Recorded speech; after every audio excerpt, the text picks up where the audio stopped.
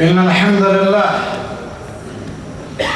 نحمده ونستعينه ونستهديه ونستغفره ونعوذ بالله من شرور أنفسنا ومن سيئات أعمالنا.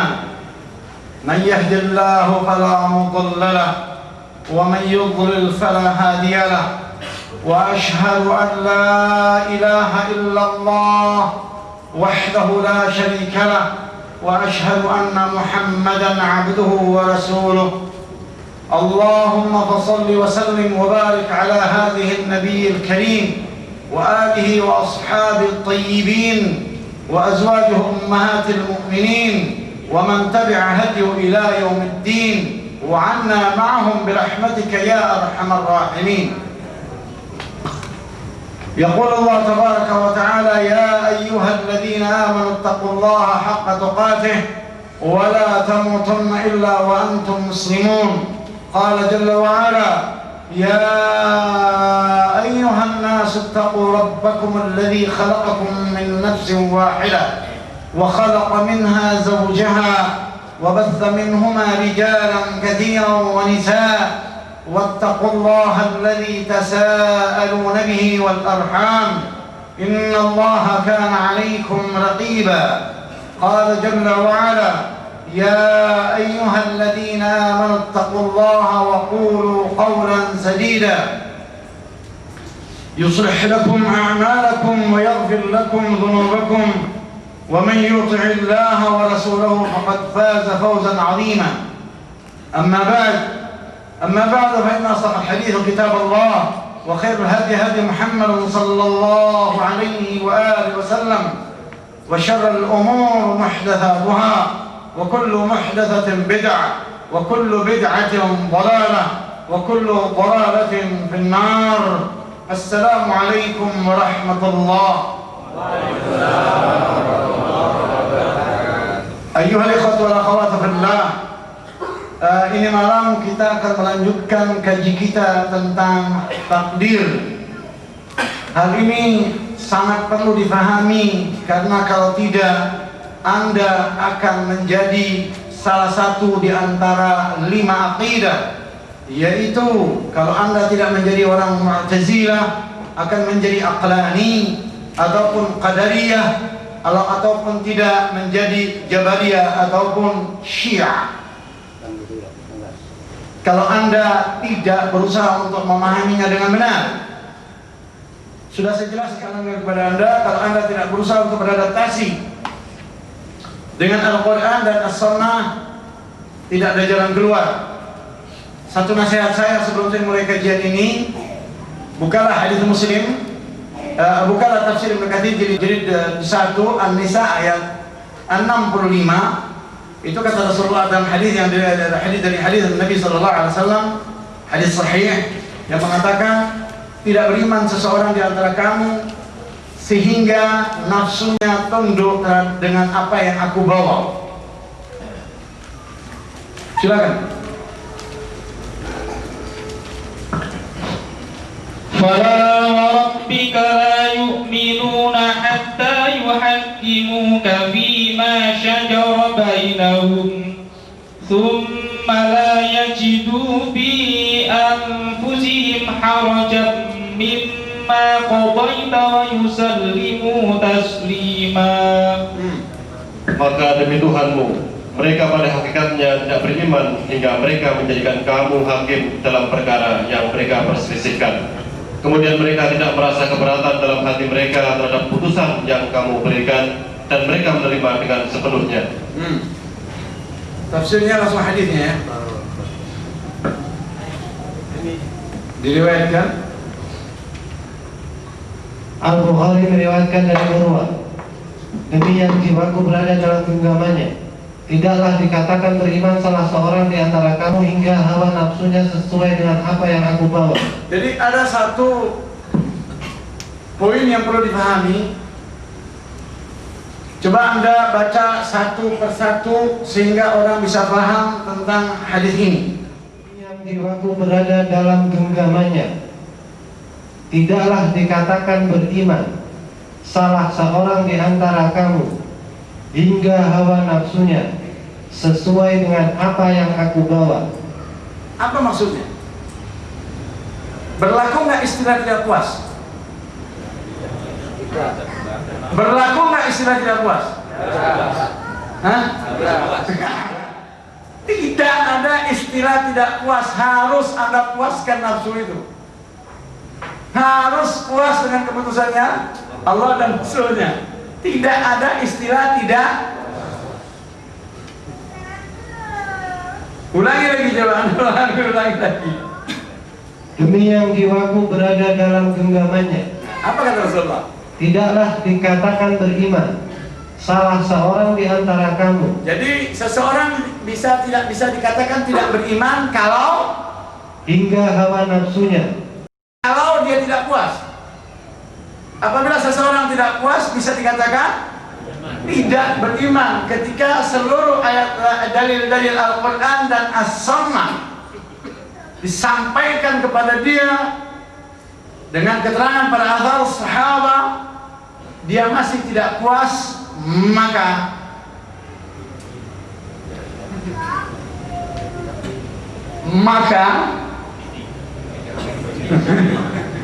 jadi saya katakan tadi, kalau kita berbicara demokrasi, ya, tetapi kita bicara tentang Al-Quran dan As-Sunnah, tidak ada kamus dan rumus tidak puas. Anda pun sebenarnya tidak puas dengan apa yang telah disampaikan, tapi apa yang harus kita lakukan? Harus memberontak.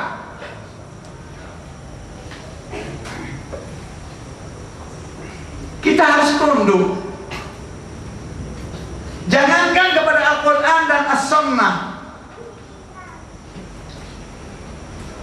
siapapun yang memimpin Anda dengan Al-Quran dan As-Sunnah, Anda harus patuh dan taat.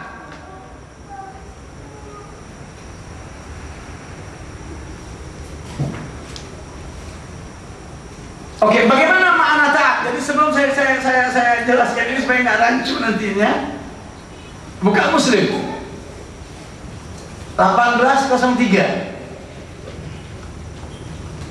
Jadi rumus tidak puas itu ada nggak? Tidak ada. Pembantahnya apa? Apa pembantahnya? Surat An-Nisa ayat 65. Kronologis ayat itu menunjukkan orang yang tidak puas, maka terjadilah kasus itu dan turunlah ayat itu.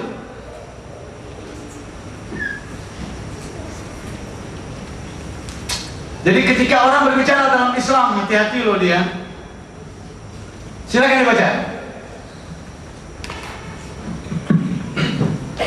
Dari Abu Hurairah radhiyallahu anhu katanya, Rasulullah sallallahu alaihi wasallam bersabda, Apa katanya? Anda wajib patuh dan setia, baik dalam keadaan susah maupun senang, disukai atau dibenci. Jadi suka ataupun tidak, puas ataupun tidak ada urusan. Terus, Dan biarpun merugikan kepentinganmu. harus bagaimana? Harus taat. Baik, kita mulai bahasan ini ya. Jadi saya katakan kembali, kalau cinta tidak puas, otak manusia itu bisa diberhentikan. Berhenti. Karena Allah juga memberikan batasan otak manusia untuk berpikir. Dengan dalil Al-Anbiya surat 21 itu ayat 23 ya. La yus'alu amma yaf'alu wa hum yus'alun. Dia tidak ditanya tentang apa yang diperbuatnya. Siapa itu yang tidak ditanya tentang apa yang telah diperbuatnya? Allah. Allah. Allah itu tidak ditanyakan tentang apa yang telah. Kalau tidak bisa bertanya tentang apa yang diperbuatnya, ini berfungsi nggak? Kalau ini sudah tidak selesai, ayat itu kita sampaikan waktu tadi malam itu ya. Oke, jadi saya katakan ketika Anda bicara takdir, ini stop. Kalau tidak, saya berikan Anda ayat itu, dan saya berikan teori kemarin itu. Buktikan Allah itu secara logika, real, mampu orang buktikannya. Lalu dia bilang buktinya adanya langit dan bumi. Sebelum adanya langit dan bumi bisa ditentukan di Allah. Bumi itu kan, dunia itu diciptakan kan akhir, produk akhir. Sebelum itu kan ada surga dan neraka. Sebelum itu kan masih banyak makhluk. Taklid 7 ayat yang kemarin itu, ayo digelar, silakan 7 orang pegang 7 orang, 7 ayat. Bagaimana memahami ayat-ayat yang tabrakan itu? Padahal tidak mungkin ayat Al-Quran itu bertabrakan satu sama. Kalau terjadi tabrakan satu sama yang lain, yang keliru ini siapa? Kapasitas atau ayat? Kapasitas orang tersebut. Silakan 7 ayat, ingatkan 7 ayat. Al-Hadid surah 57 ayat 22. Lantas 478. Lantas 951. Lantas 4230. Asyura. Terus 617. Terus 479. 479. Betul. Habis. Hah? Habis. Ada keceran satu. 13. 13, 11. Tayyib. Oke, kita gelar ini. Kita gelar. Kita punya satu pemahaman, punya satu kesepakatan bahwasanya kita tidak boleh punya perbedaan penafsiran dalam Al-Quran. Haram. Terpecah belahnya umat Islam itu karena terpecah dalam penafsiran. Maka mereka menjadi 73 kelompok. Kita akan menerima perbedaan dalam penafsiran apabila terjadi di kalangan sahabat radhiyallahu ta'ala anhum. Kalau memang itu terjadi perbedaan penafsiran di kalangan sahabat, maka kita katakan ya, perbedaan itu kita terima. Kalau ada memang di atas. Kalau di atas yang tidak ada perbedaan, maka tidak boleh ada perbedaan. Tidak ada gaya penafsiran bebas seperti penafsiran demokrasi berbeda dalam negara yang lainnya. Hati-hati itu, umat Islam dihancurkan di Indonesia dari start awalnya bebas dalam penafsiran. Kita kembali. Jika Allah menimpakan suatu kemudaratan kepadamu, maka tidak ada yang menghilangkannya melainkan Dia sendiri.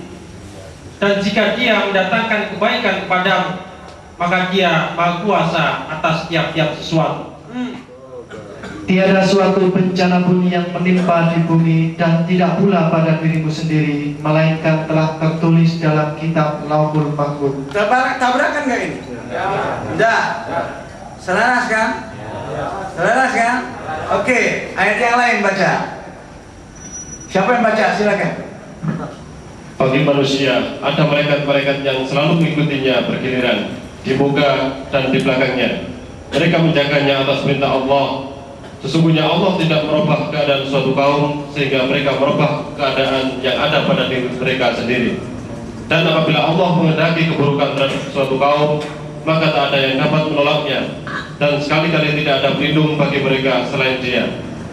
Oke, tabrakan nggak? Tabrakan nggak? Hah? Tabrakan nggak? Baca lagi, masa tabrakan apa nggak? Tabrakan? Menurut ente nggak tabrakan? Hah? Tabrakan nggak itu? Kalau Anda bilang tidak tabrakan, Anda buktikan bagaimana bisa tidak tabrakan. Ini saja tabrakan, kok bisanya kamu bilang nggak tabrakan? Wong satu ayat ini tak tabrakan. Karena saya suka orang jujur. Kalau memang dia menurut Anda tidak tabrakan, Anda buktikan. Kalau dia memang tabrakan, Anda harus katakan tabrakan. Karena daripada Anda dipusingin orang, lebih bagus saya pusingkan dan saya. Kalau Anda mau main-main dengan iseng, ntar saya bikin iseng Anda semakin pusing. Buktikan saya katakan, karena di kalangan kaum muslimin ketika orang berbicara takdir, ada orang yang suka membuat polemik.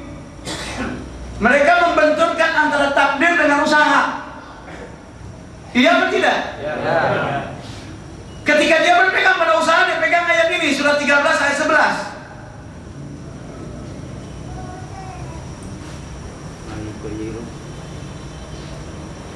Ketika dia bicara takdir, dia pegang ayat lain. Jadi satu ayat ini saja itu tabrakan. Di satu sisi Allah mengatakan Allah tidak merubah keadaan yang ada pada suatu kaum sehingga mereka merubah keadaan yang ada pada diri mereka. Tetapi setelah itu apabila Allah menghendaki keburukan pada satu kaum, tabrakan nggak? Ayat itu dua ayat tidak tabrakan. Ini ayat satu ayat tabrakan. Kita lihat An-Nisa ayat dua ayat tabrakan lagi dua ayat itu. An-Nisa ayat 78 79 dua ayat tabrakan. Apa saja nikmat yang kamu peroleh adalah dari Allah, dan apa saja bencana yang menimpamu maka dari kesalahan diri kamu sendiri. Kami mengutusmu menjadi Rasul kepada segenap manusia, dan cukuplah Allah menjadi saksi. Oke, 79-nya? 78-nya? Di mana saja kamu berada, kematian akan mendapatkan kamu. Kendadipun kamu di dalam benteng yang tinggi lagi kokoh. Dan jika mereka memperoleh kebaikan, mereka mengatakan, ini adalah dari sisi Allah. Dan kalau mereka ditimpa sesuatu bencana, mereka mengatakan, ini datangnya dari sisi kamu Muhammad. Katakanlah, semuanya datang dari sisi Allah. Tabrakan nggak? Tabrakan nggak? 78, 79 tabrakan ya? Oke, supaya dia tambah ngeruat, masukkan 42 30. Itu anak kecil itu. Iya. Suruh dia maju ke depan. Suruh dia maju ke depan di sini. Kasih dia peluang dan waktu. Lo itu perlu dibina anak seperti itu. Sini biar ke depan sini. Duduk dekat bapak ini. Dulu. Sini. Silakan.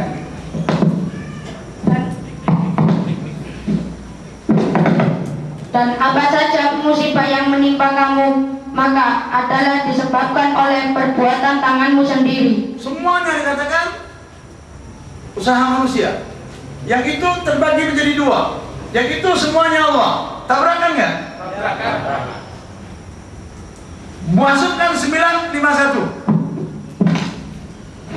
Katakanlah, sekali-kali tidak akan menimpa kami melainkan apa yang telah ditetapkan oleh Allah bagi kami. Dialah pelindung kami, dan hanya kepada Allah orang-orang yang beriman harus bertawakal. Tabrakan lagi nggak? Tabrakan lagi nggak? Nah, kalau udah kusut kayak gini nih gimana selesaikan? Kusut nggak? Kusut kan? Tapi kata Allah, Al-Quran tidak akan pernah bertabrakan itu. 482. Itu kuncinya, dia tidak boleh tabrakan. Baca Ustaz. Afala yatadabbaruna al-Qur'an walau kana min 'indi ghairillahi lawajadu fihi ikhtilafan katsira. Maka apakah mereka tidak memperhatikan Al-Quran? Kalau kiranya Al-Quran itu bukan dari sisi Allah, tentulah mereka mendapat pertentangan yang banyak di dalamnya. Allah mengatakan Quran dari sisi dia. Kok bisanya ada pertentangan? Dia katakan tidak ada pertentangan. Yang salah siapa ini? Kapasitas. Makanya Al-Quran kalau dibenturkan, dimasukkan pakai logika, berbenturan dia. Yang korban siapa? Begitu orang pusing, diintervensi pakai logika, clear lah dia. Bahaya kan? Begitulah teori jil dan orang-orang yang menyesatkan manusia. Dan Syiah. Jadi kita polemik, saya bikinkan dia polemik, perak gitu loh. Nah, polemik siapa yang lebih berbahaya? Oke, kita sekarang kita buktikan bahwasanya ia tidak bertentangan satu dan lainnya. Kita gelar pertama, buka surat 57 ayat 22 dulu. Itu komitmen dasar untuk mencairkan semua polemik ini. Baca Ustaz.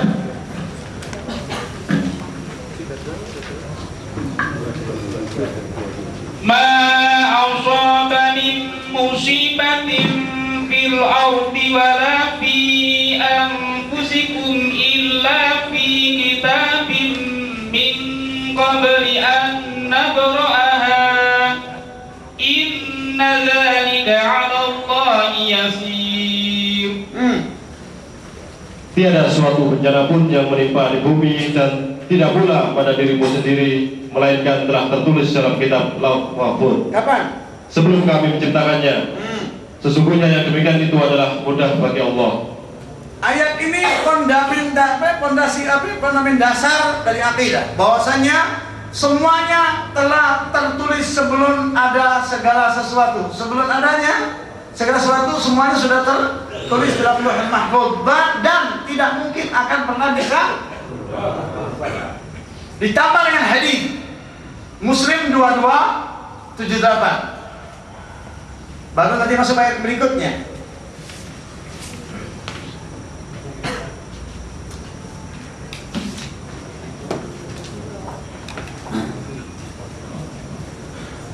Silakan. Dari Abdullah bin Amr bin As. Dari Abdullah bin Amr bin As radhiyallahu an katanya, dia mendengar Rasulullah Shallallahu Alaihi Wasallam bersabda. Apa isi sabda beliau? Sesungguhnya hati anak Adam bukan, itu 7 berapa? 8. 76 berarti 77 berarti 2277. Dari Abdullah bin Amr bin As radhiyallahu an katanya. Apa katanya? Dia mendengar Rasulullah Shallallahu Alaihi Wasallam bersabda. Apa isi sabdanya? Allah Taala telah menetapkan segala ketetapan takdir bagi seluruh makhluk 50.000 tahun sebelum diciptakannya langit dan bumi. Jelas itu? Jelas itu? Jadi kalau ditanyakan sebelum ada langit dan bumi, bagaimana membuktikan itu? 50.000 tahun sebelum Allah ciptakan adanya langit dan itu sudah ada takdir. Jadi kita katakan takdir itu wajib diimani, dan sesuatu yang wajib diimani tidak masuk karena dia hal yang gaib. Bagaimana hal yang gaib bisa masuk? Ya kan? Angin itu gaib apa tidak? Tetapi begitu bisa dirasakan, gaib apa tidak dia? Tidak. Nah, saya katakan mengimani takdir, mana mungkin ada kuping mendengar, indera tidak berfungsi.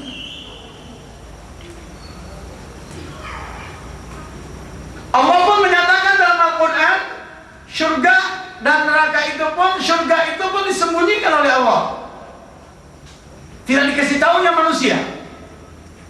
Tetapi dia jelaskan surga itu ada, tapi tidak bisa dibuktikan oleh manusia. Di dalam surat 32 As-Sajdah, فَلَا تَعْلَمُ نَفْسٌ مَا أُخْفِيَ لَهُم مِّن قُرَّةِ أَعْيُنٍ جَزَاءً بِمَا كَانُوا يَعْمَلُونَ. Berapa itu? Surat 32 As-Sajdah. فَلَا تَعْلَمُ نَفْسٌ مَا أُخْفِيَ لَهُم مِّن قُرَّةِ أَعْيُنٍ 17. 32 ayat 17. فلا تعلم نفس ما أخفي لهم من قرة أعين جزاء بما كانوا يعملون. Silakan. Seorang pun tidak mengetahui apa yang disembunyikan. Ulangi. Seorang pun tidak mengetahui apa yang disembunyikan untuk mereka, yaitu bermacam-macam nikmat yang menyedapkan pandangan mata sebagai balasan terhadap apa yang telah mereka kerjakan. Itu pun disembunyikan oleh Allah, tidak bisa dilihat oleh mata. Benda-benda yang bisa dinikmati oleh mata disembunyikan oleh Allah, tidak bisa dilihat sekarang. Itu bentuknya surga, tapi Anda wajib iman. Jadi saya jelaskan kembali, takdir wajib diimani, tetapi tidak bisa dibikin teori, dibuktikan dengan real, nggak bisa. Itu kita sepakat dulu. Yang kedua, ada dua pemahaman, orang hidup dan mati. Takdir Allah yang mana? Yang mana namanya takdir Allah, yang mana bukan? Mati, takdir, hidup. Loh, saya tanya Anda, mati dan hidup yang mana takdir Allah? Mati takdir Allah. Sepakat? Sepakat? Berarti hidup bukan takdir Allah itu. Loh, katanya bukan. Makanya saya katakan, saya jelaskan kepada Anda, orang di kita itu dalam memahami takdir dia nggak jelas. Jadi ketika Anda diajak gila seperti itu, Anda jangan mau. Berarti yang nanya ini orang nggak waras. Sekarang saya tanya, tunjukkan saya antara orang sehat sama orang sakit, yang mana takdir Allah? Berubah ya?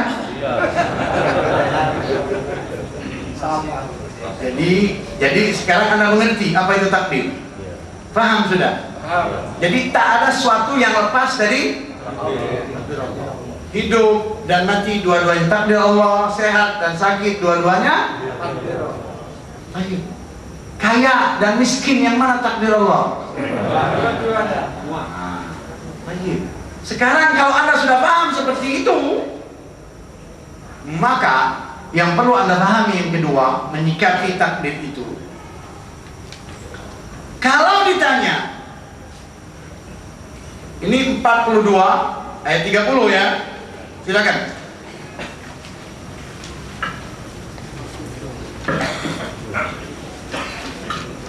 Baca Ustaz. Wa ma asabakum min musibatin fabima kasabat aydikum wa ya'fu an katsir.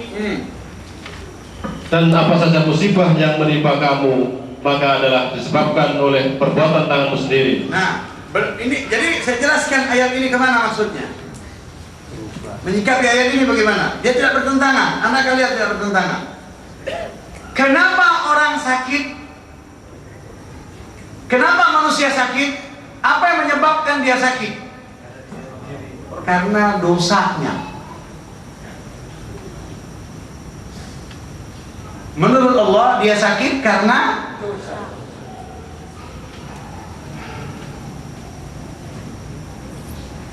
Supaya dosa itu diampunkan oleh Allah, maka diberilah dia. Jelas sekarang ini? Jelas ini? Jelas ya? Cair nggak ini? Mulai mencair nggak? Polemik nggak? Tidak dong, mencair ya. Saya jelaskan kembali. Jadi ingat dua ya, tulis dan diingat, rekaman ini penting banget. Diulang-ulang kembali. Jangan gunakan pemahaman Anda. Bahaya. Bahaya banget kalau Anda menggunakan pemahaman Anda. Nanti masing-masing berbeda. Saya ulangi kembali. Kenapa orang sakit? Karena dosanya. Barakallahu fiik. Itu perlu diketahui dengan benar. Lalu kenapa Allah memberi dia penyakit? Supaya diampuni dosanya. Komplain nggak? Enggak kan? Enggak kan? Baik. Jelas itu ya? Kemudian dia sakit karena dosanya, bukankah ulahnya sendiri? Maka berlakulah surah 23 ayat surat 21 ayat 23 itu. Allah tidak akan ditanya tentang apa yang telah diperbuatnya, tetapi kamu akan ditanyakan. Kamu sakit karena dosamu. Lantas Allah katakan, diberinya penyakit itu supaya dia mengampunimu. Bertentangan atau tidak? Maka berlakulah ayat mengatakan, ayo baca Ustaz, baca terjemahnya, peras. Dia tidak ditanya tentang apa yang diperbuatnya. Nah, jadi Allah tidak ditanya tentang apa yang dia beri Anda sakit atau memberi Anda sehat. Ya, itu tidak ditanyakan. Kenapa? Yang akan ditanyakan itu kamu, karena dia memberi penyakit untuk mengampuni dosamu. Penyakit itu datang kepadamu karena dosamu sendiri.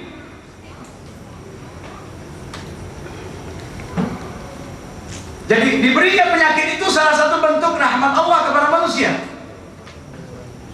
supaya dia tidak dituntut di akhirat, diberi sakit di dunia ini akan dikurangi dosanya.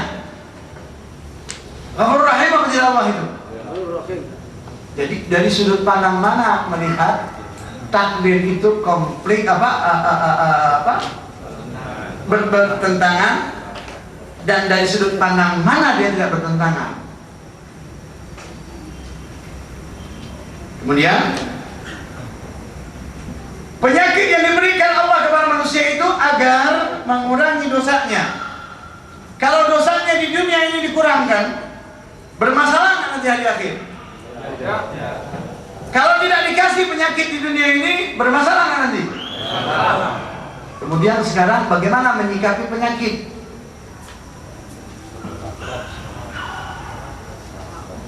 Ternyata tidak semua orang diberi oleh Allah penyakit untuk mengurangi dosanya. Bisa terjadi dikasih penyakit itu untuk menambah dosanya. Menyikapi penyakit sekarang ini, menyikapi penyakit ini yang perlu Anda paham.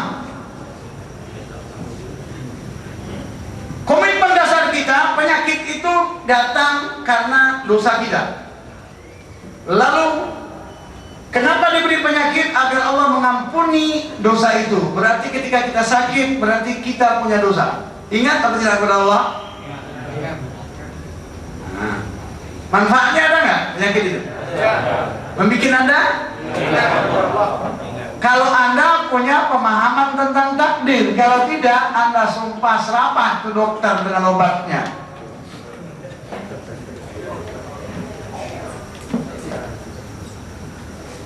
Oke.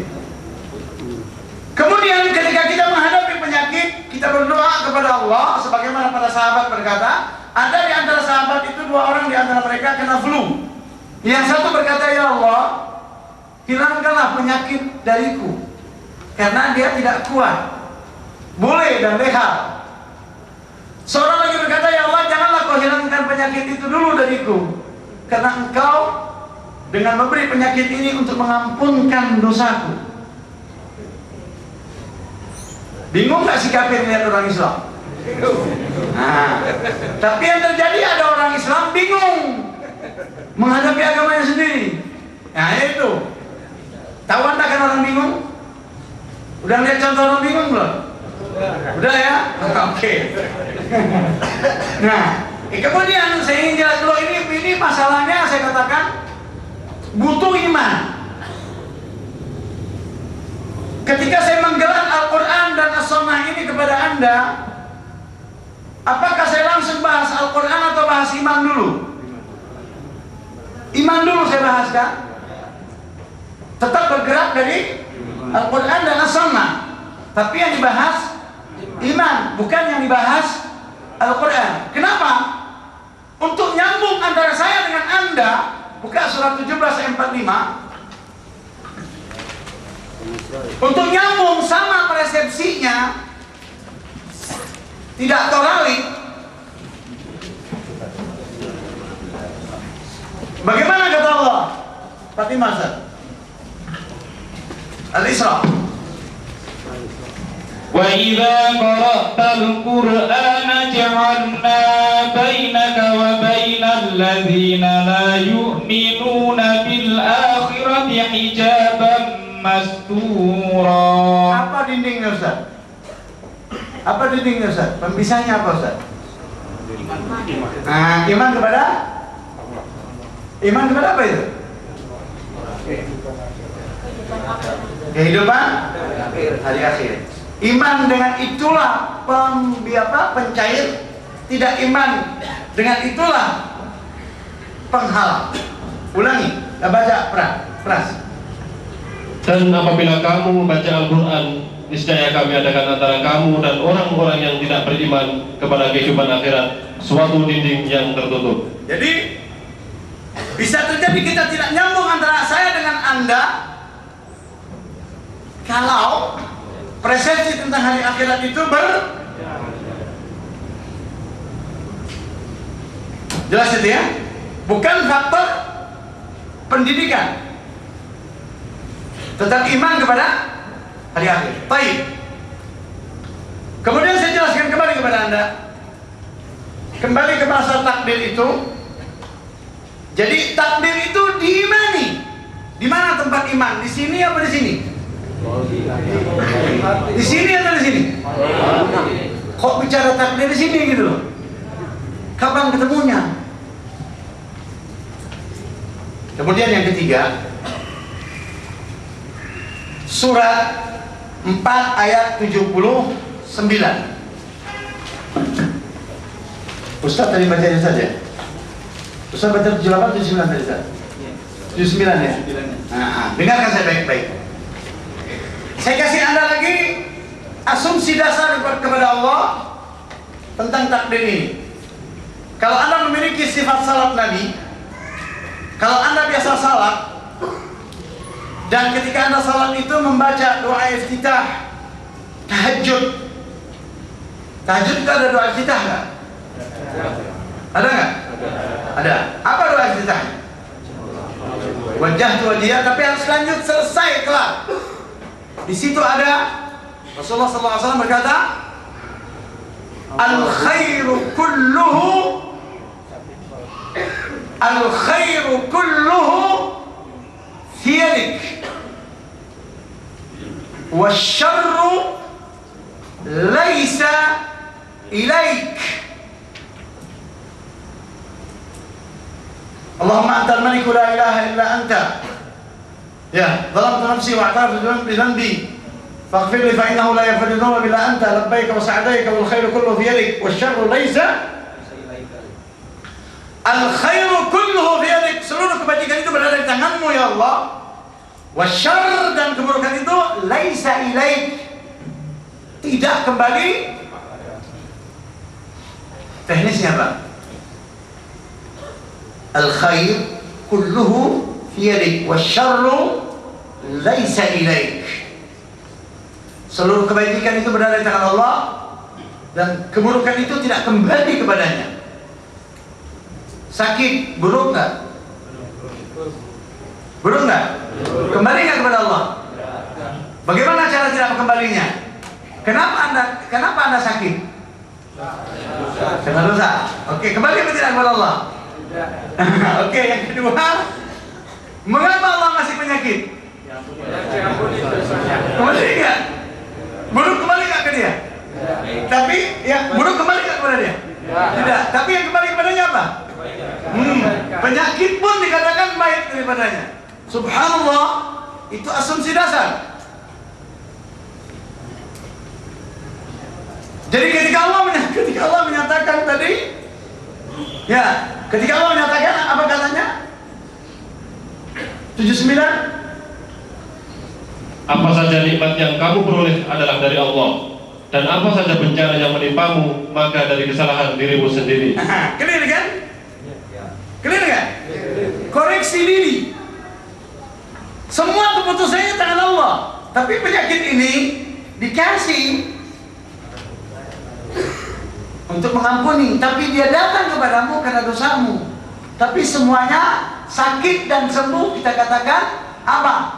Qaddarallahu ma yasha. Hati-hati loh. Istilah ini harus Anda pegang dengan benar. Apa itu? Qaddarallahu ma yasha. Apa artinya? Allah takdirkan apa yang Ia mau. Bukan sakit di takdir Allah, saya takdir Allah, tapi kita katakan ketika mengungkapkannya, mengekspresikannya, kita katakan qaddarallahu ma yasha. Contoh konkret, Anda melamar si A ditolak, kemudian Anda melamar si B diterima untuk jadi istri Anda. Yang mana takdir, yang mana bukan? Mulai bagus kan? Mulai bagus kan? Kenapa?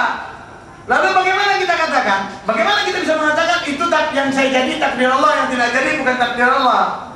Lu bisanya dia jadi Mu'tazilah, dia menjadi di satu sisi dia jadi Mu'tazilah dan sekaligus menjadi Qadariyah. Di satu sisi dia Aqlani. Tetapi kita katakan qaddarallahu, Ahlus Sunnah mengatakan qaddarallahu ma yasha. Allah takdirkan apa yang Dia mau. Di sana saya ditolak dan di sini saya diterima. Dua-duanya apa yang Ia kehendaki. Bertauhid nggak? Kembali nggak? Harus nggak kembalinya? Membingungkan nggak ayat itu? Tidak.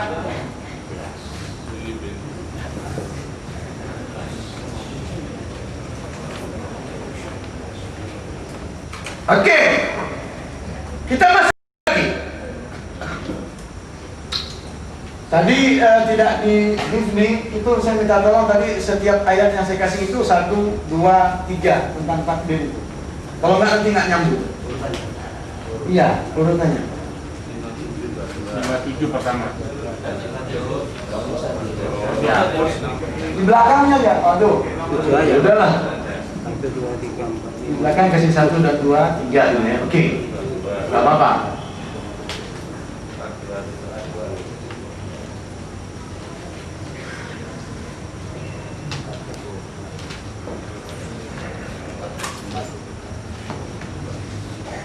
Oke, kembali. Ini sudah terbahas ya. Terbahas nggak Ustaz? Sudah kita bahas dulu ya. 78 ya. Bagaimana ayat baik kepada Allah, buruk tidak kepadanya. Nah, realisasi tadi ya contohnya itu ya. Oke, sekarang 7 berapa? 78. Yang katanya tabrakan tadi kita buktikan itu tidak tabrakan sama sekali. Justru kuncinya di situ. Jadi ketika ada orang bingung, boleh dibawakan ayat sepotong. Kenapa sih kok kamu nggak mau ngerti-ngerti, kata Allah. Baca, ente baca. Oke, Pras. Baca Ustaz terjemahnya. Gimana saja? Sebentar, Pras. Kasihkan Ustaz baca ayat Qur'annya, bahasa Arabnya. Aynama takunu yudrikumul mautu walau kuntum fi burujin musyayyadah wa in tusibahum hasanatun yaqulu hadhihi min 'indillah wa in tusibahum sayyi'atun yaqulu hadhihi min 'indik qul kullun min 'indillah fama li haula'il qaumi la yakaduna yafqahuna haditha. Di mana saja kamu berada, kematian akan mendapatkan kamu. Kendati pun kamu di dalam benteng yang tinggi lagi kokoh. Dan jika mereka memperoleh kebaikan, mereka mengatakan, ini adalah dari sisi Allah. Dan kalau mereka ditimpa sesuatu bencana, mereka mengatakan, ini datangnya dari sisi kamu Muhammad. Nah, jadi salah menyalahkan kan? Lalu apa kata Allah? Katakanlah, semuanya datang dari sisi Allah. Stop. Lalu kembali lagi nggak ke 57 ayat 22? Kembali lagi nggak? Mencair lagi nggak? Kalau ada nggak paham, baru dikemplangkan ayat lanjutannya ini. Prak gitu loh. Lanjut. Baca. Maka mengapa orang-orang itu orang munafik hampir-hampir tidak memahami pembicaraan sedikit pun? Kok kamu nggak mengerti-ngerti gitu loh? Apa yang ada dalam hatimu gitu loh? Sakit. Allah pun bagaimana sama orang gitu loh? Apa yang ada dalam hatimu sakit gitu, penyakit, nifaq. Bagaimana Allah itu? Ulangi, sepotong itu. Maka mengapa orang-orang itu orang munafik hampir-hampir tidak memahami pembicaraan sedikit pun? Jadi kalau Anda tidak mau mendengar memahami pembicaraan ini, diambil karena itu jebret gitu. Setelah diberikan keterangan, tetap nggak mau ngerti, subhanallah. Munafik. Terserah, nggak boleh terjadi. Saya katakan ada batasan ya. Saya ulangi kembali. Seseorang mau Anda vonis, itu harus ada tegaknya hujjah dulu kepada dia. Setelah hujjah ditegakkan, diberikan pemahaman, tetap bandel dan berusaha Anda juga untuk menjelaskan tetap bandel, baru divonis. Ya, baik. Jadi ketika Anda membacakan ayat Quran, orang komplain membuat polemik logika, jangan Anda hadangi dia dengan Quran. Capek Anda buang energi. Opini dia itu bentuk satu opini, sikat dengan opini, berat gitu loh. Nah, pusing ya kan? Biarin, jangan kasih jalan keluar. Gila deh lo. Sampai dia mengakui logikanya itu lemah, baru kasih solusi. Nah ini dia.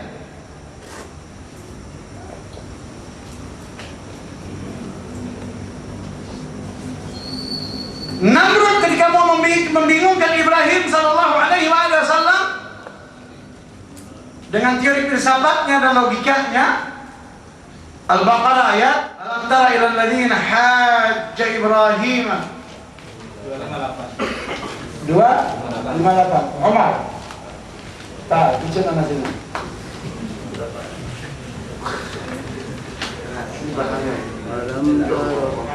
Alam tara ilal ladzi hajja Ibrahim fi rabbih an ataahu Allahul mulk idh qala Ibrahim rabbiyal ladzi yuhyi wa yumiit qala ana uhyi wa umiit qala Ibrahim fa inna Allah ya'ti bisyamsi minal masyriqi fa'ti biha minal maghrib fabuhital ladzi kafar wallahu la yahdil qaumadh dhalimin.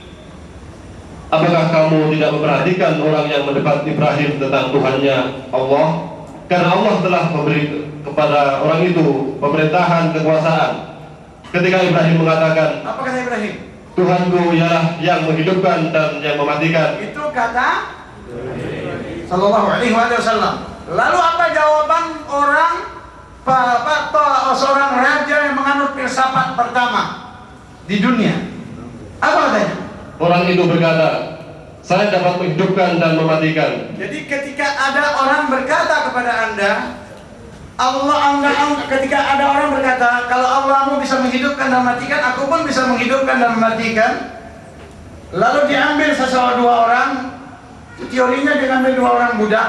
Yang satu dia bunuh, hai Ibrahim, aku bisa mematikan sebagaimana Allah itu kamu katakan, bisa matikan. Bunuhnya satu orang, mati. Ini kalau aku pun mau matikan dia bisa, dia akan mati.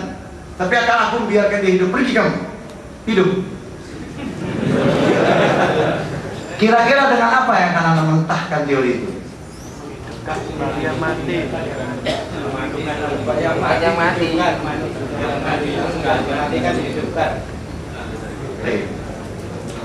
Teorinya Dorce. Teorinya Dorce real. Coba suruh dokter mengembalikan Dorce itu jadi laki-laki. Setelah dia potong, suruh dia kembalikan jadi laki. Bisa? Tidak bisa.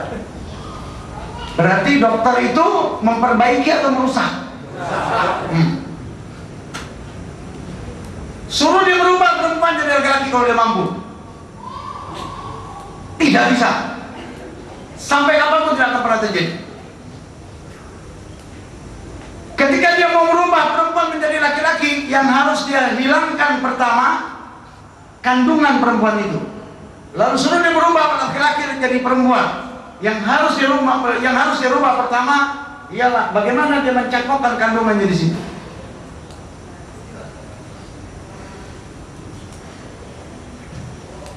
Kalau dikatakan dia bisa menghidupkan dan bisa mematikan, dia hanya bisa mematikan, tetapi dia tidak pernah bisa menghidupkan.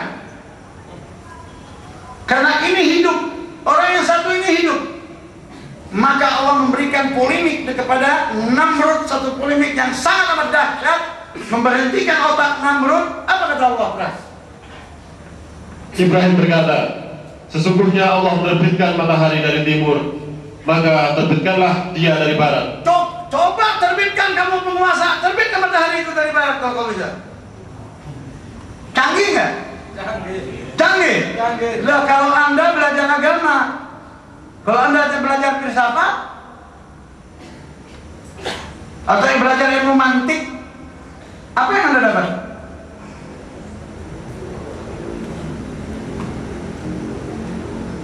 Jadi kalau ada orang tidak puas dengan keputusan Allah, sangat mudah. Ya berikan dia pertanyaan, membuat dia menjadi gila. Dan dia tidak akan pernah takut, tidak akan pernah bisa dijawab. Apa Anda beriman kepada Allah? Jawaban itu bom waktu yang tidak akan pernah bisa dijawab oleh manusia. Ketika Anda mengimani Allah, itu masuk dalam akal Anda gitu. Ketika dia mengatakan masuk dalam akalnya, suruh dia membuktikan Allah dengan pembuktian logika. Mampu? Tak mampu. Berarti berhenti ke otaknya? Berhenti. Kalau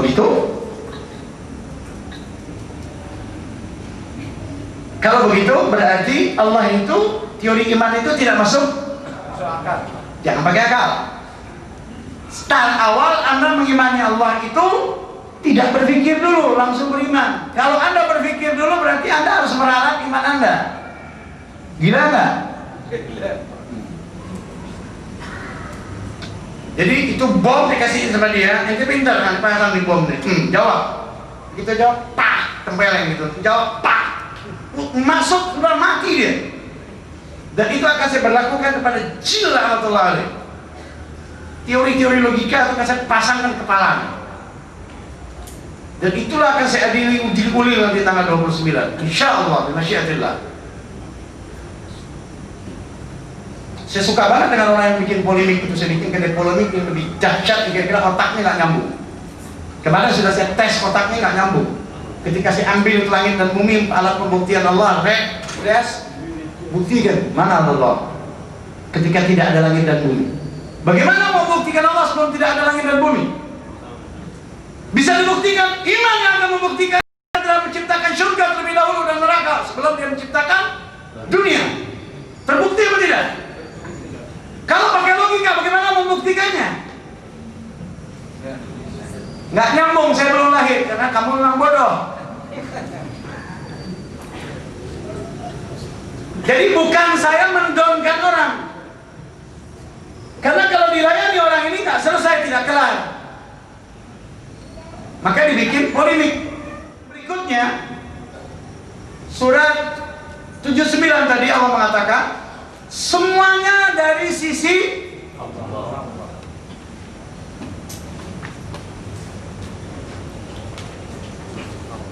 Makanya kita harus paham tentang satu Allah, yaitu Dia Al-Mutakabbir. Jangan lupa. Sombong gak itu Allah? Sombong.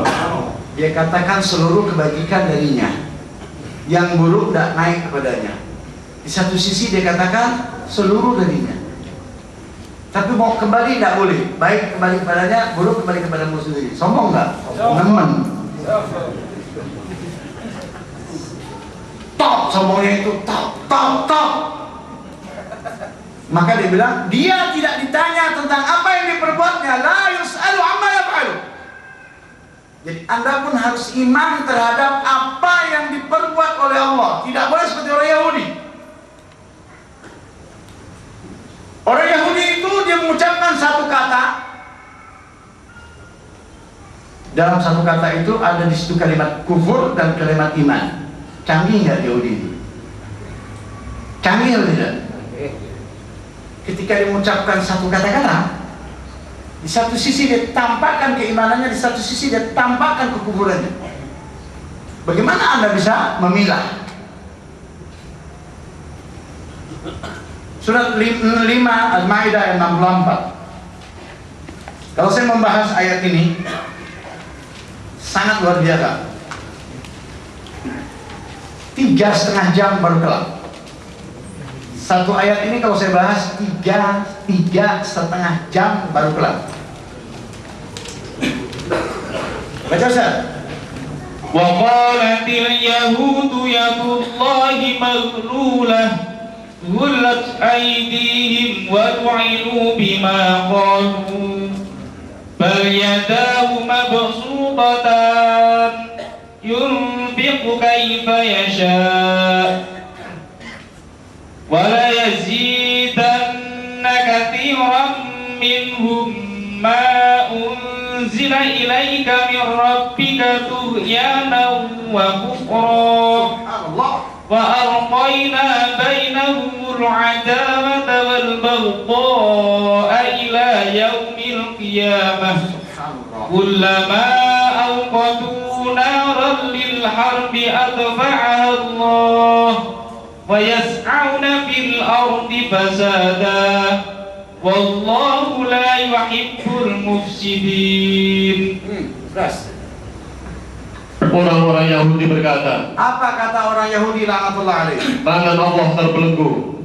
Sebenarnya tangan mereka lah yang dibelenggu, dan mereka lah yang dilaknat. Panjang ini ya, panjang ya. Itu ada satu kata, dua makna. Apa itu? Orang Yahudi berkata, wa qalatil yahud yadullaha maghlula. Canggih. Orang-orang filsafat itu seperti itu. Kalau kapasitas Anda, akidah Anda mentah.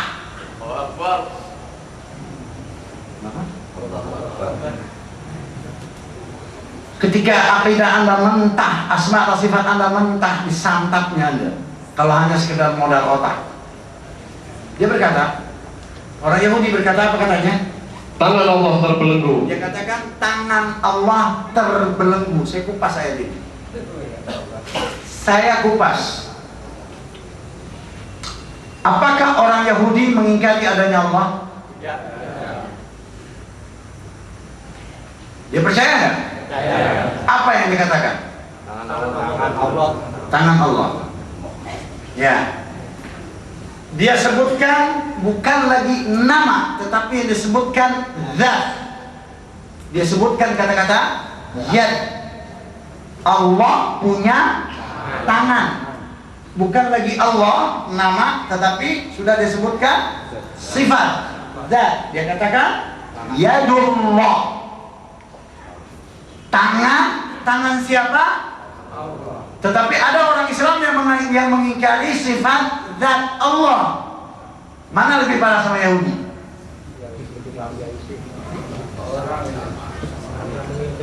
Ada nggak orang Islam yang mengingkari zat Allah, sifat zat Allah? Mana lebih parah dia sama Yahudi? Terserah Anda menilai. Oke. Lalu Allah Yahudi laknatullah alaih berkata, Tangan Allah terbelenggu. nah, jadi ada 3. Jadi dia katakan yang pertama dia menyebutkan yad. Yaduman dia sebutkan tangan. Kemudian ditanya tangan siapa? Allah. Kenapa dengan tangan Allah? Maghlula. Kurang ajar nggak? Coba Anda lihat ini ya, ulangi satu persatu. Tangan. Tangan Allah terbelenggu. Kenapa itu ketiga kata satu-satu? Tangan. Karena kalau dibaca begitu tidak jelas. Tangan siapa, Pras? Allah. Nah, mulai bilang tangan Allah. Ya? Kalau dibaca begitu nggak jelas. Kenapa dengan tangan Allah, Pras? Terbelenggu. Kurang ajar nggak? Iya, saya ulangi ya. Ini dengarkan orang Yahudi berkata apa katanya? Baca, Pras. Tangan. Enggak, dari pertama.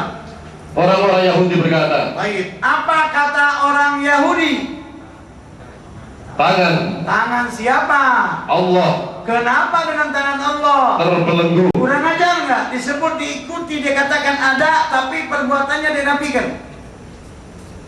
Kurang ajar nggak? Kurang ajar. Biadab nggak? Itulah yang dikatakan oleh tidak ada hukum Allah di bumi. Apa bedanya saudara sama Yahudi? Sama. Super Yahudi. Jadi saya katakan kembali, kalau dengan modal ini nggak cukup. Apakah dia mengungkapkan kekafiran? Tidak diungkapkan kekafiran. Tetapi yang ditolak apa? Perbuatan Allah itu tidak ada. Seluruh nabi dari start awal takbir nabi dulu. Semuanya nabi, semuanya hancur, beras. Allah itu tidak bisa berbuat apa-apa kalau kita tidak bekerja, tidak dapat duit katanya. Mentok kalau logika Anda, bagaimana mau jawabnya? Canggih nggak Yahudi? Canggih, biadab, penghuni neraka kekal selama-lamanya. Buktinya nanti Allah itu marah dengan Yahudi. Ya di kiamat dia akan dibawa orang-orang Yahudi ke depan neraka. Setiap seorangnya dibawa ke depan neraka, lalu Allah memanggil, "Hei kaum muslimin, sini. Tumpahkan dosamu di atas orang Yahudi." Tumpahkan di atas orang Yahudi, dan ini tumbalmu wahai muslim, cemplung ke dalam neraka, jangan keluar-keluar. Karena kebencian Allah kepada mereka diberikan segala sesuatunya kepada mereka. Supaya apa? Supaya dia lupa daratan. Supaya bertambah-tambah dosanya.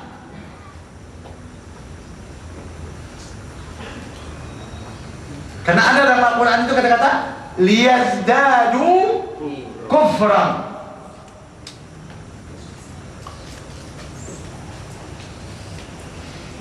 Baik. Jadi Yahudi itu yang dinafikannya apa? Bukan Allahnya, perbuatannya.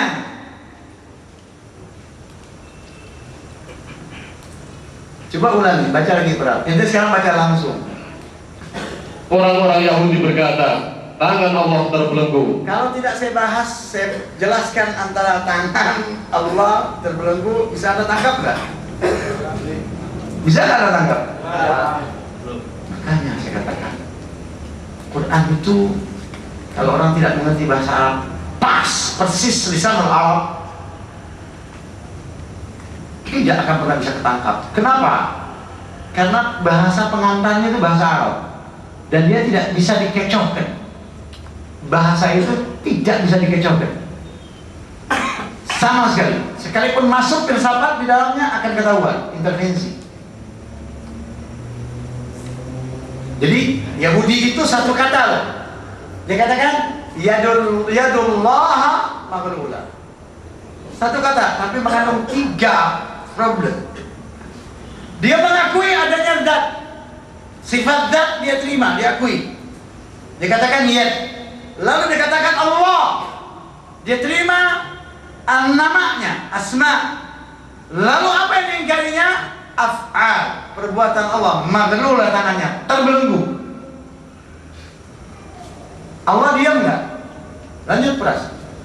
Sebenarnya tangan mereka lah yang dibelenggu. Cuma nggak turun aja wahyu sekarang. Hei, kurang ajar katanya gitu. Hanya nggak gitu aja turun. Lalu Dan mereka lah yang dilaknat. lo langsung vonis laknat lo.